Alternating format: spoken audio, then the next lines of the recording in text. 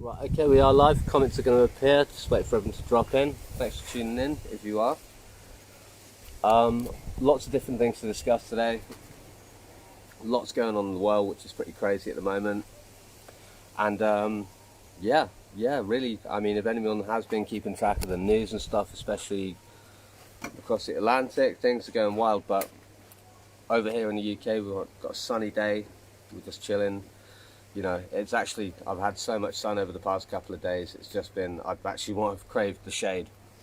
So, hi Sophie, thanks for tuning in. So we're going to start with a little bit about a few different things. First one we're going to go to is that all the previous videos are now actually on YouTube and uploaded to a playlist. So I'll put a link in the comments at the end. So any videos, so if you do miss it live, it'll be updated. It'll updated and uploaded to YouTube after that. So if you can hit subscribe, that'd be great. So first I'm going to go into someone who's a real hero of mine. It was a book that kind of changed my life. Called The One Straw Revolution. It's a book about rice farming, but he had some powerful ideas. A guy called Masanobu Fukuoka, and it stayed with me throughout. Because partly, I'm quite glad I didn't do a live stream last week. There wasn't much to do, or much to sort of really talk about. Who else? Gary Ambridge is watching. Hey, good to see you, bro. So we're going to have a little talk about that. So part of what I look at is in this kind of framework within gardening and stuff is really, it's Masanobu Fukuoka's concept was do nothing, and it doesn't mean do nothing, it means not doing anything unnecessary. So we'll start with a little quote about that.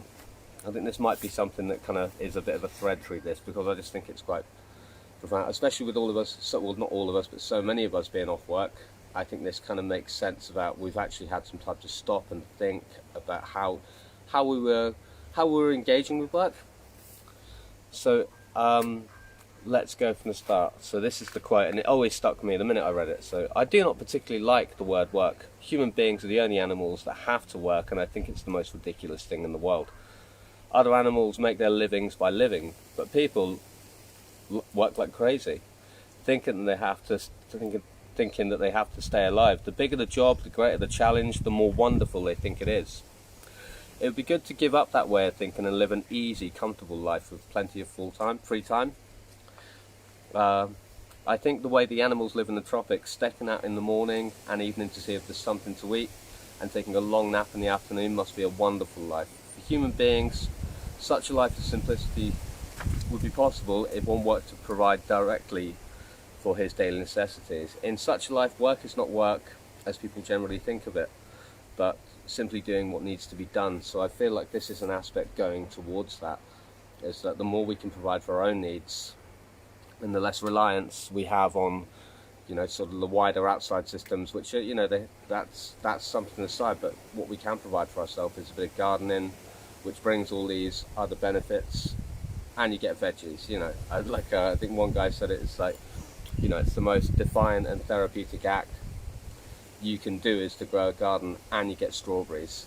So let's go and look. So really, work-wise, we're at that point now where the work is, I mean, with this weather, it's just blistering. So the work has really been watering, and other than that, the work is harvesting. So we'll do a bit of harvesting in a bit. It's actually too hot for me. If I was going to harvest it all, I would just want to get it kind of in the fridge or somewhere cool straight away, because it's so sweltering that would be, you know, you just don't want to, you know, all that work, well, not all that lack of work, should I say, and you know, you want to be able to have it its freshest at the top. So again, with the work I've done, we did the week before, we did a spray for aphids, which was just garlic and a little fairy liquid. So I sprayed that. It was mainly tomatoes were suffering with it, so I sprayed that a few times, not even really, you know, not even every day, and they're just gone. The aphids are gone. I mean, obviously they're not completely gone, but they're gone in that sense. They're at a manageable level, which is all you really want there, because they are part of the ecology as well.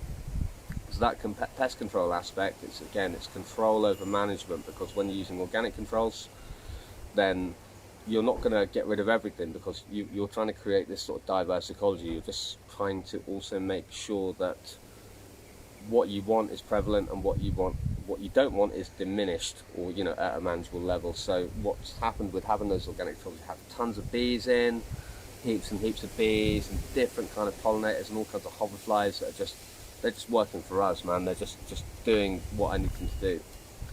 And we're in a place real now with all of this, things with the lockdown being relaxed. And we're looking at this idea of possibilities. I feel like this is where I want to come to today. Is because the plants I had to plant out today, I planted some plants out, but I didn't necessarily have all the plants I wanted. So I've actually had some gaps within where I've done some planting. So what we've got then is possibilities arise. So we're going to look. I've done a little pumpkin patch with some beans in it. So we'll go and have a look in a minute, in a new bit. And we'll talk about that there, but I've allowed enough space for possibilities to arise. It's a polyculture, so it's all these different things working synergetically to produce the easiest and possible outcome. Because if I put too much in that bed, you may well end up you're actually creating work by doing that, unfortunately. So we'll have a look at that in a minute, and a little bit about how I did that, because the first thing we've put here in open ground as well, which means weeds. All my stuff's container gardening, you really don't get any weeds. And the pumpkin and the beans pairing I've done with some yellow beans is adapted from my three sisters, which was beans, sweet corn and pumpkins, which I've talked about previously. That is part of mythology. And I thought, yeah, and so we'll have a look at that. I've got some monsters to go in that are looking really well. Got a little bed that's in like a little Belfast sink, but it's just been so hot. When I emptied that bed earlier, I didn't empty it, I just topped it up with soil and had a bit of a dig around in it. It was desiccated to the point where it shrunk into this square block. And there's some space there as well. We're going to plant those out. There's some space there, so again, this idea of possibilities. Now we've got this larger space open, which I'm going to show you in a minute, because I showed you briefly in another one, but it means we can put much larger, longer crops in, so some leeks are going to get sown. But it's a middle ground right now, because some things that you will overwinter, so they'll put on most of the growth over winter, and you'll harvest early spring probably, but they're very long crops. But it's kind of too early for those to go in. They'll suffer with the heat. Things like lettuces at the moment, unless you've got a shadier spot, it's too hot. They'll do incredibly well in winter. We've got a few things rolling already, ready to go in, and it's a case of finding spots for them. So here we've got some more Cavallo Nero, so lovely black kale. So this second sowing, and they're at a perfect size at the moment. It means I don't have to find somewhere for them to go just yet. Maybe I've got a couple of weeks. And then the purple sprouting, which is one of these overwintering crops, which will grow really tall. Try and bring it in there. I've got a bit of grace on these. I've got a bit of time to think about before what I'm doing. These are in these modules. There's about 6 or 7 in each, something like that. But I will probably pull some out and just plant out maybe blocks of 2 or 3. But just what I'll do is I'll pull out the weakest ones and leave in the strongest ones. But it's always just hedging your bets, throw a few extra in. That process is called thinning out. Now, I don't know if I did talk about it the week previous, is that I planted a load of chilies. They didn't do very well. It's for whatever reason, they struggled, so I just went and bought some shop chilies, so they'll go in later today. And the key for when you've got crops that are still in these module size or they're ready to go out, you've got some yellowing on these. If I show you, some of the leaves are getting some yellowing on them. It means they're hungry. It means they're ready to plant out. So I will probably later today plant these beetroots out somewhere, and what they'll do is they'll grow in like a block. So as the largest ones grow, you'll pull the larger roots out, and so the person who was trying to call me, Joy, I've just come through the chat apologising, trying to call me. It's fine. So yeah, we'll go walkies and do some planting. This is the fun bit. So yeah, Sam, we had a good tidy in the garden yesterday. Just trying to find a good angle to sort of show you what I'm doing. It's a bit of a try and wipe this Gorilla Pod and try and get. It's difficult with the light as well. So yeah, this is this little Belfast sink. It's not huge. Can I see that? Yeah, you can see it there. So yeah, the same as every time. These have all been pre-watered, and the soil's been pre-watered. Everything's nice and wet. And I was thinking, well, how do I do this? So maybe I've got about 10 plants in here. But we'll start at here by just round each of these 2 canes and just put 2 in each one, just around each cane, and then I'll fit the rest around it, probably here and here, and then that leaves me a gap in the centre for something. But you know, it might crowd out.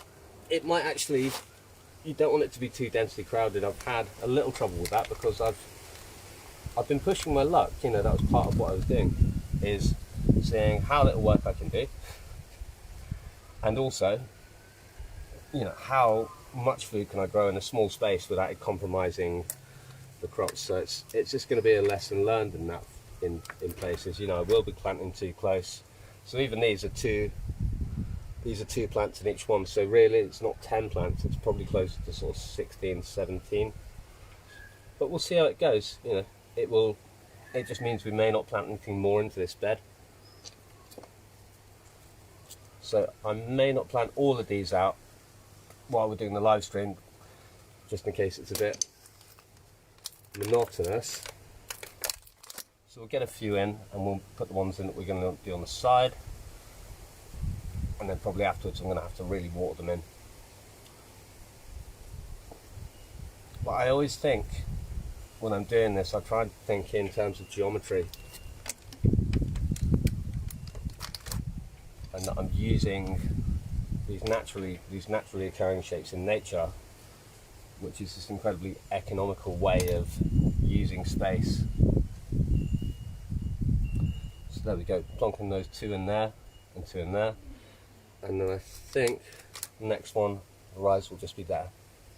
I'll probably do the same on the inside, and maybe I can put a couple of plants in the centre if I'm lucky, but they'll probably be shaded out, so this will just be Monge 2, which is fine. They're, you know, it's a short crop. They'll come up pretty quickly. I've seen some people who are a bit ahead of me who've got some nice peas and some sort of traditional peas growing. But these should quite happily. I reckon they'll be quite happy. They'll like the highlight levels. They'll like the spot. They'll probably be able to maybe even cope, because they're quite light in terms of feeders and water requirements. So they should be able to cope with the fact that it's on a south-facing wall, and it really is bearing the brunt of the sun all day. You know, in this garden, the main part of the garden does get blistering sun from about 9 o'clock in the morning. So, you know, I spent most of the week, early part of the weekend, swimming out in the sun, down by the river or down by the sea, and I've kind of had enough of this sun. But so there we go. So what we'll do is repeat that on the other side. That looks about the right amount of plants, to be honest. So I've got exactly the amount of plants to fill to create this shape. So that, I think that for me works. I'm going to try and brush some of the crap off my hands.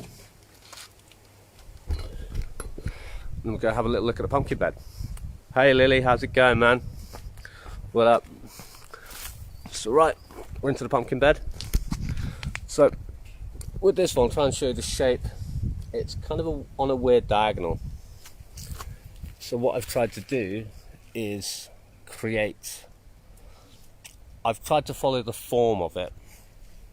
So I'm just going to get my hori hori, because this was something I used for the spacings, and this is quite an easy way. The way I was taught at college is that you always measure everything out very meticulously. For me, that's just a bit, it's kind of not defeating the object. It's incredibly efficient, and when you're trying to monetize growing crops and stuff, I can kind of get why you would do that. But what I've done is, I know this is about 10 inches or so. So for each crop, because the pumpkins, if I show you, the butternut squash that were harvested from just a supermarket bought butternut squash, and then we've got some dwarf beans. I've tried to use this, so it's a double, each one is a double spacing of that. So it's about 20 inches, maybe around and about. So in doing that, all I've done is I've made a hole in what my starting point is, and at a diagonal I've gone bam, bam, right, okay, that's my next. So it's not a true, they're kind of non-linear as well, because the bed slopes into a point. I've tried to just use that, hey guys there, Ashton's there, how's it going? And just tried to follow the shape of the bed. So again, letting these possibilities arise and realize themselves. And what that's done as well is created gaps. So within that gap, I don't know what I'm going to put in yet. If it's going to overcompete with anything else, I may not put anything more in it. I've got a few more here, so I'll probably find some more spots to do that. But for now, this is enough. The big one here, we'll go into how I've actually planted it. So this bed was actually dug over. I'll try and show you from the angle. So this is a method, or the method I was taught, is a method called no dig. So it's not no dig, it's another way you call it like minimum tillage. So you really only try and disturb the soil, or you dig it once, and then you never disturb the soil again. You're only ever really disturbing the top few inches of it and adding a mulch, which in this case is compost, but you could use straw. There's other different ways of doing it. So by adding the compost mulch, hopefully we're stopping all the light getting into the weeds that have come through, because with planting in open ground you're always going to get some weeds, but what we're trying to do is deter that by planting very closely, and also having this mulch on top, which should keep the inside soil dry and undisturbed, which allows for a lot of worm activity, allows for a lot of microbial and fungal activity within that as well. So hopefully this will fill out quickly. What I'm worried about, not worried about, but it's just probably going to happen, is we have a cat, and the minute you dig over a bed like this, the cat's going to be straight in it. It's going to want to have a little poo party. But that's what cats do, and that's the nature of cats, and that's the nature of their behaviour. So yeah, there's not a lot. I mean, I'll go through and show you. I haven't really shown you the crops so far, but really there's huge amounts of vegetables here that I will harvest probably this afternoon before we have dinner. But there's just massive amounts of food here, like in huge quantities. And it's all just doing well. It's just no maintenance really. Now once you set up a system, it's looking after its own needs. Okay, so I've watered every day, I've fed, I've done a little bit of pest control, but that's it. So yeah, thank you for tuning in. I think I'm kind of done now. I've said everything I need to say, so have a wicked sunny day, and I will see you next week. If you've missed it, I'll get it on YouTube later this evening. Take care guys, thank you very much.